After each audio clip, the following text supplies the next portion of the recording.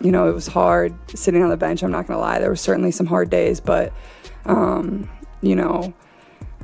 I think it taught myself how to be a really good leader and how to be a really good teammate and how to empathize for your teammates in certain situations. When you're in the heat of battle, your emotions are high and, you feel things differently. And I think when you're on the sidelines and you don't have your jersey on, you can observe and really watch people and learn about people.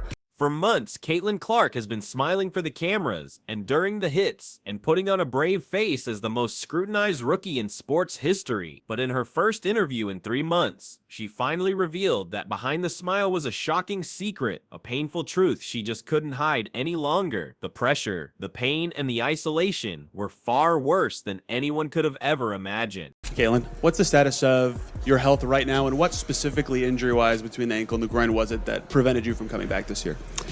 Yeah, honestly, I've been working really hard to get back to full health, and I feel like probably over these last couple of weeks is when I've probably started feeling my best. Obviously, my ankle kind of didn't allow me to really see where my groin was at. It was, I think, my second full court workout back when we were in, I don't even know what month that would have been, but I just went to kind of make a move, and unfortunately my ankle completely rolled all the way forward, and probably one of the worst sprains I've dealt with. She finally admitted what many suspected, but no one knew for sure. The pressure was taking a massive toll, but it wasn't just the media or the on-court battles. Clark confessed that being forced to sit on the bench was one of the hardest things she's ever gone through. She said there were incredibly hard days, moments of deep frustration that the public never saw. It was a private struggle that taught her a difficult lesson in helplessness, making her question everything while the game she loved moved on without her.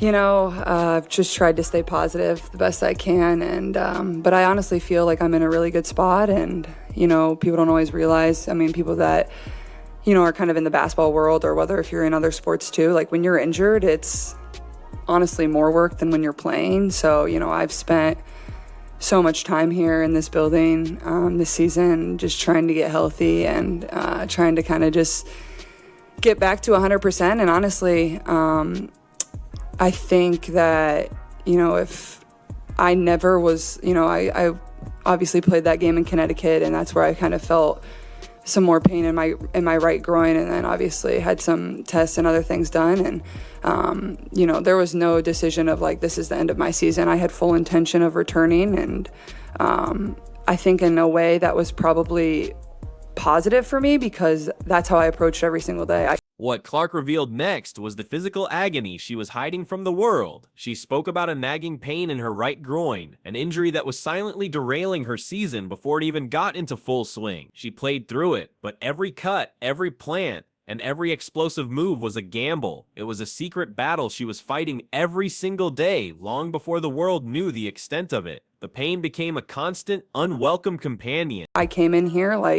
I was going to play, I was going to get back out on the court, and it probably would have been even more devastating and crushing knowing that I was never going to be able to put my uniform back on for the rest of the season. But, you just approach it every single day you attack and get better, and it'll be the same for me going forward. That work doesn't stop, and, I think I've had really good perspective on it all, and that's probably what I'm most proud of too. Just as she was trying to manage the groin injury, disaster struck. During a workout, she made a simple move, one she's made thousands of times, and her ankle completely rolled forward. She described it as one of the worst sprains she's ever dealt with in her entire career. This wasn't just a minor setback, it was a devastating blow that put her comeback in serious jeopardy and multiplied the pain she was already trying to hide, sending her spiraling into a new level of physical and mental anguish. I think that's probably where people struggle to understand at times, is there is a huge difference than me standing there and shooting spot shots and running up and down. But in a basketball game, I'm not thinking oh, I'm planting here, oh, I'm cutting, oh, I'm doing this, oh, I'm doing that. You're just doing it. So your muscles need to be able to react and withstand that type of stuff. So that's where the 5-on-5 becomes really critical. And then obviously the contact piece of it too. You don't know where you're going to be taking contact from, but my goal, it was the end of October to kind of be out there and trying to get back to playing 5-on-5. And This is where the story takes a dark turn. Clark confessed that being injured is an incredibly isolating thing. While her teammates were battling on the court, she was in the building alone, putting in more work than when she was healthy, just to get back to zero. She felt disconnected and alone, a feeling she admitted you can't understand unless you've gone through it. Every cheer from the crowd felt like a reminder of what she was missing. I've been grinding as hard as I possibly can, and that's how it's always kind of just been for me. Like, I love the work, I love putting in the work, and that it's been difficult not being able to see the time you put in, being able to put on your jersey and see it pay off. But I think, like I said, I think it's been a really good opportunity for me to learn a lot about myself and, certain lessons that will probably be really important throughout my career as well.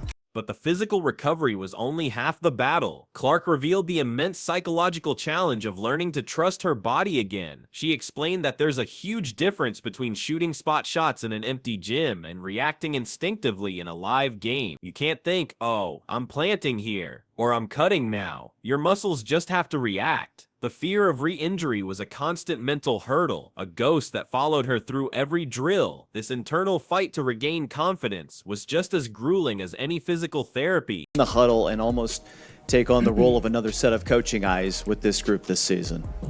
I mean, it's not what I envisioned by any means. But,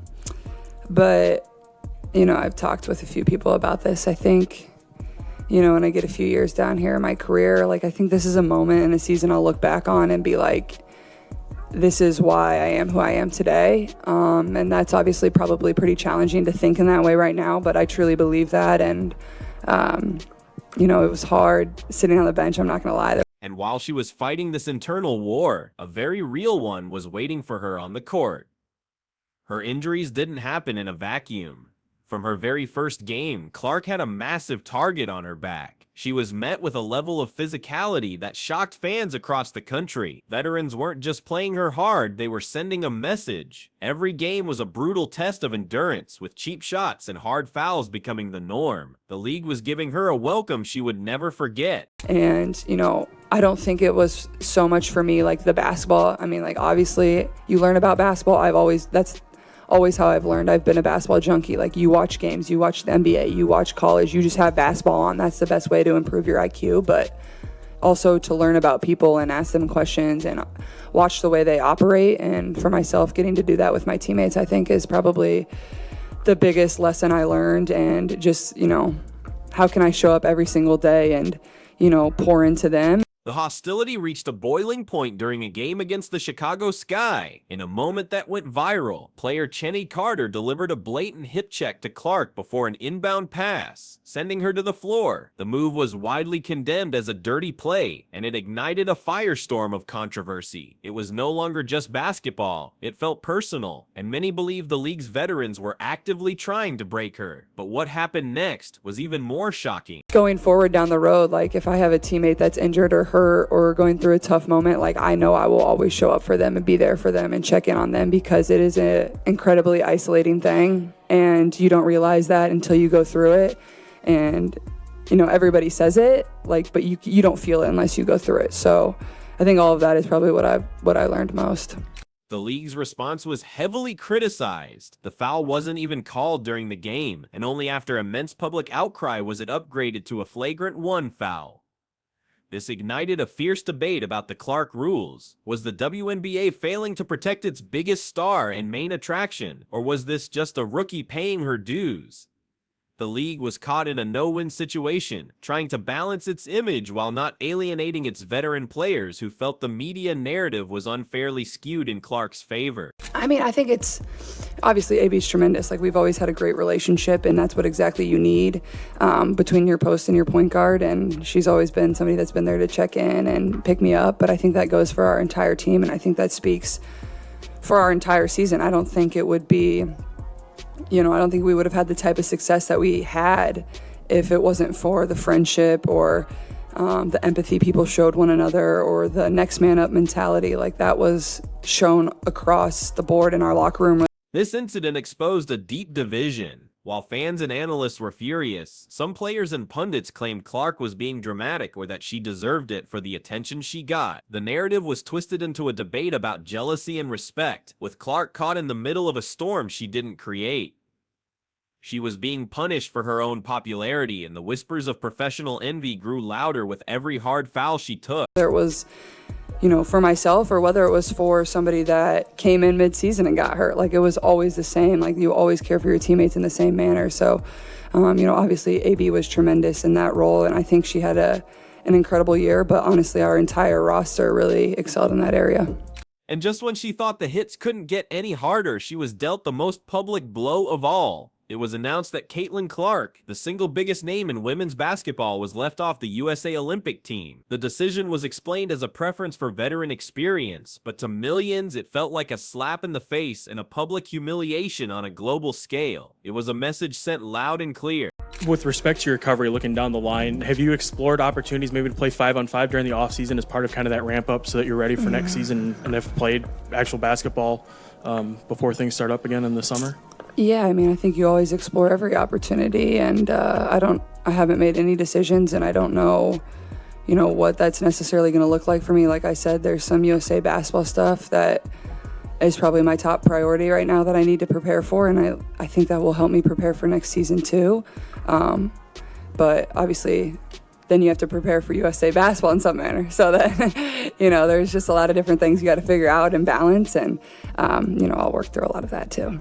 The speculation ran wild. Insiders whispered that the decision wasn't just about chemistry on the court. Rumors swirled that some veteran players didn't want Clark's massive star power to overshadow them in Paris. Was this the ultimate act of gatekeeping, a final definitive message from the old guard to the new phenom? The snub felt less like a basketball decision and more like a political one, designed to keep the league's new face in her place. Steph mentioned that it was kind of baby steps and getting back and making sure you don't lose what you've worked on this season. Just what are your plans for the off season and possibly playing or just doing individual workouts?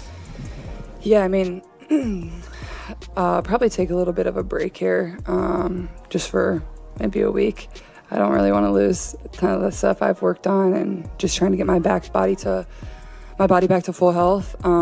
There's some USA basketball stuff I need to get ready for. All of this, the hidden injuries, the brutal fouls, the public shaming, was clearly affecting her game. In the early part of the season, her turnover numbers were high, and the Indiana Fever was struggling to win. The weight of the world was on her shoulders, and for the first time in her career, Caitlin Clark looked mortal. The physical and mental exhaustion was showing, and the cracks were beginning to appear. I need to be able to find some runs and some ways to play 5-on-5 just so I can kind of get that feel back. And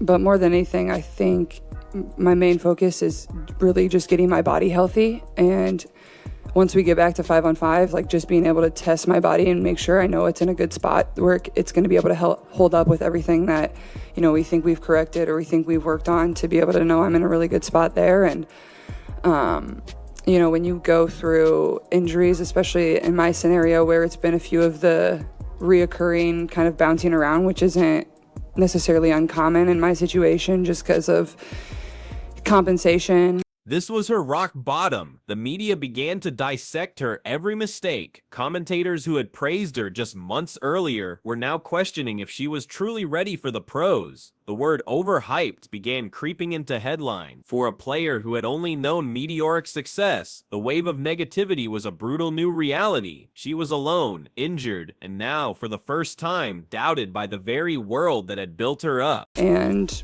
when you're dealing with things in that groin area, that just is kind of how it can go sometimes. I think it's important that you can become confident in your body again, and that's for anybody that goes through injury. So that's probably going to be my main focus is, just feeling 100% again, and then obviously, having that confidence in my body too. But then, something shifted. Instead of breaking, Clark began to fight back. She started using the hate as fuel. Her shots started falling, her confidence grew, and she began leading the Fever to crucial victories. She wasn't just surviving the storm, she was learning to dance in the rain. This wasn't a rookie hitting a wall, this was a superstar being forged in fire, turning every insult and every doubt into motivation. Through it all, she wasn't entirely alone. She spoke about the incredible support from her teammates, especially her bond with center Aaliyah Boston. Clark revealed how the entire locker room adopted a next man up mentality, showing empathy and support for one another. They knew the world was watching, and they chose to have each other's backs, creating a bond that would become their secret weapon against the outside noise. But her biggest transformation happened where no one could see it, on the sidelines. Clark revealed that sitting on the bench, stripped of her jersey, taught her how to be a true leader. Instead of sulking, she started observing. She watched her teammates, learned their tendencies, and understood their struggles on a deeper level. She began pouring into them, offering support and insight. The injury that took her off the court secretly gave her a new vantage point, turning her into a more empathetic and complete leader. In perhaps the most shocking part of her interview, Clark revealed something extraordinary about her mindset. She looks back on this brutal, painful season, not with regret, but with gratitude. She truly believes that years from now, she will point to the moment, the injuries, the hate, the snubs, and say, "This is why I am who I am today." She sees her greatest struggle as her greatest strength, a foundation for the legend she plans to become. Now her eyes are set on the future. She mentioned preparing for USA basketball, but it's clear this is about more than just making the next team. It's about redemption. She's focused on getting her body 100% healthy, not just to play, but to dominate. Her offseason won't be a vacation. It's the preparation for her revenge tour, a quiet promise to everyone who doubted her that the best is yet to come. With her body finally on the mend and her mind stronger than ever, the question is no longer if Caitlin Clark will succeed, but how high she will fly. She has weathered the worst the league could throw at her and has come out the other side more determined than ever. The league tried to humble her, but they may have done something far more dangerous. They gave her a reason to be even greater. And here lies the ultimate paradox. While a faction of the league seemed intent on breaking her, Caitlin Clark was single-handedly elevating the WNBA to unprecedented heights. Ticket sales skyrocketed, viewership records were shattered, and the league's profile exploded globally. She was bringing in more money and attention than ever before. In a strange twist of fate, the very people who resented her rise were benefiting from the phenomenon she created. It leaves you wondering, in their attempt to test her, did the league, the media, and her rivals accidentally create an unstoppable monster? A player so mentally tough and physically resilient that she will now go on to redefine the sport for a generation? The world tried to break Caitlin Clark, and it seems they only made her stronger. The real story isn't about her survival, it's about her inevitable reign.